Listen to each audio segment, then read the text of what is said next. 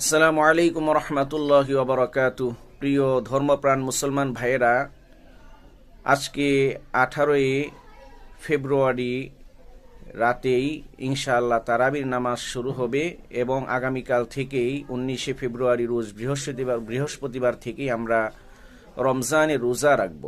আজকে সৌদি আরবে এবং অন্যান্য আরব কান্ট্রিগুলোতে রোজা রাখা হয়েছে।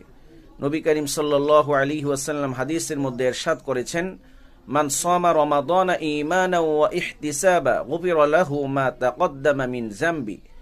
যেই ব্যক্তি ঈমানের সহিত এবং সওয়াব লাভের আশায় রমজানের রোজা রাখবে, আল্লাহ পাক রব্বুল আলামিন তার পিছনের সকল গুনাহসমূহ ক্ষমা করে দিবেন। সুবহানাল্লাহ। নবী করিম সাল্লাল্লাহু আলাইহি ওয়াসাল্লাম বলেন, মান কামা রমাদানা ঈমানান ওয়া ইহতিসাবা গুফিরা লাহু মা তাকদ্দামা মিন যামবি।